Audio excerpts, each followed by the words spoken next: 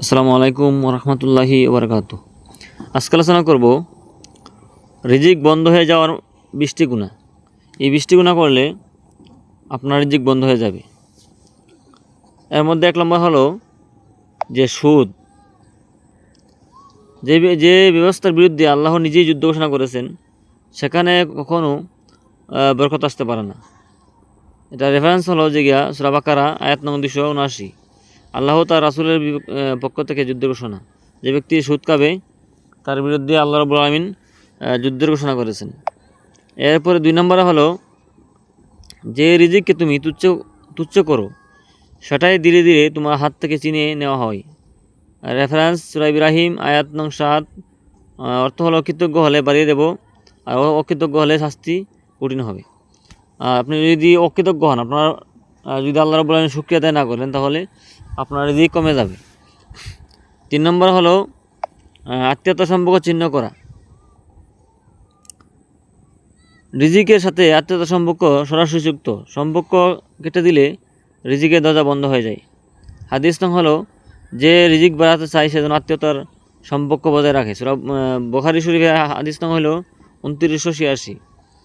4 নম্বর হলো ব্যবসায় মিথ্যা বললে সাময়িক লাভ হতে পারে, কিন্তু দীর্ঘমেয়াদে রিজিক নষ্ট হয়ে যায়। আর যে সময় মিথ্যা বলে তখন একটু লাভ দেখতে পারে, যে আমি মিথ্যা বলার কারণে 200-300 লাভ হতে পারে, কিন্তু পরবর্তীতে ব্যবসা নষ্ট হয়ে যাবে। এরপরে 5 নম্বর হলো প্রতারণা। প্রতারণা করলে কারো হক মেরে খেলে প্রতিটি হারাম টাকা জীবনে অভাব ডেকে আনে। হাদিস নং মুসলিম শরীফ 102। যে প্রতারণা করে সে আমার উম্মতের মধ্যে নয়। 6 নম্বর হলো নামাজ অবহেলা করা। আজান নামাজ গুরুত্বহীন মনে করলে রিজিকের বরকত কমে যায়। হাদিস হলো রিজিক নামাজ আছে, সহি অর্থে বহু বর্ণনায় বর্ণিত। এরপরে 7 নম্বর হলো অন্যের পিছনে খারাপ বলা তোমার নিজ জীবনের বরকত খেয়ে ফেলে। সূরা হুজরাত আয়াত নং 12। আপনি যদি অন্যের অগোচরে একজন অগোচরে তার খারাপ কথা বলেন, তার খারাপগুলো বলে বেড়ান, তাহলে আপনার জীবনের বরকত খেয়ে ফেলবেন। 8 নম্বর হলো অহংকার। অহংকার করলে রিজিক উপহার প্রমাণ নয় যে তুমি শ্রেষ্ঠ। অহংকার আসমানের দরজা বন্ধ করে দেয়। হাদিস যার অন্তরে অহংকারের অনুপরিমাণ থাকে সে বেহেশতে প্রবেশ করবে না। মুসলিম হাদিস নং 91। যে ব্যক্তি অহংকার করবে তার জন্য আকাশের দরজা বন্ধ হয়ে যায়। 9 নম্বর হলো জাকাত আটকে রাখা। জাকাত না দিলে সম্পদ অপবিত্র হয়ে যায় এবং ধ্বংস হতে থাকে। সূরা তাওবা আয়াত নং 34-35। এরপরে হলো 10 নম্বর হলো কর্মচারীদের প্রতি জুলুম করা। যাদের তোমার উপর কিছুটা অধিকার আছে, হক আছে, তাদের হক না দিলে রিজিক শুকিয়ে যায়। হাদিস হলো মজদুরের মজুরি ঘাম শুকানোর আগেই পরিশোধ করো। ইবনে মাজাহ হাদিস নং 2443। কেউ যদি তোমার বাড়িতে কাজ করে, তাহলে তার ঘাম শুকানোর পূর্বেই তার মজুরি পরিশোধ করে দাও। 11 নম্বর হলো বেচাকেনায় প্রতারণা বা জিনিসের দুষ লুকানো। এতে সম্পদের বরকত সম্পূর্ণ তুলে নেওয়া হয়। নাউজুবিল্লাহ। 12 নম্বর হলো লোভ।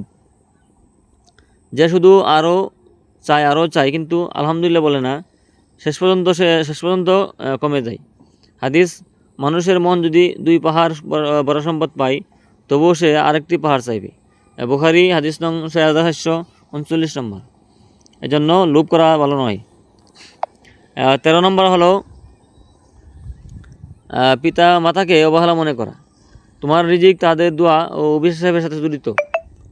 হাদিস নং হলো রিজিক ও আয়ু বাড়ে বাবা মাকে সন্তুষ্ট রাখলে। মুসলিম হাসান হাদিসটা প্রমাণিত। কেউ যদি পিতামাতাকে কষ্ট দেয়, তাহলে তার রিজিক কমে যায়, এবং পিতামাতাকে যদি সে সন্তুষ্ট রাখে, তাহলে তার রিজিক বাড়ে। 14 নম্বর হলো জুলুম করে সম্পদ অর্জন। কেউ যদি জুলুম করে, জুলুমের সম্পদ কোনো বরকত থাকে না, বরং ধ্বংস ডেকে আনে। নাউজুবিল্লাহ।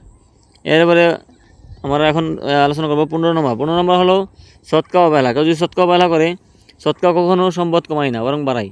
হাদিস হলো মুসলিম শরীফের 2588 নং হাদিস, সৎকা সম্পদ কমায় না, বাড়ায়। সুবহানাল্লাহ। এবার হলো 16 নম্বর হলো হিংসা। অন্যের রিজিক দেখে মন খারাপ করা নিজের রিজিকের দরজা বন্ধ করে দেয়।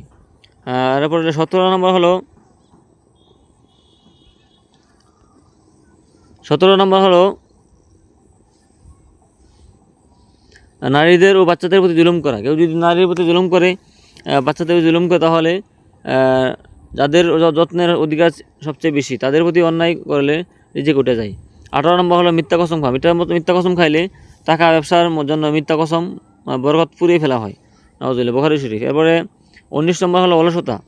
রিজিক চেষ্টা করা মানুষের কাছে আসে, কারণ রিজিক চেষ্টা করা মানুষের কাছে আসে, যারা চেষ্টা করে না ভাগ্য দরজাও খুলে না।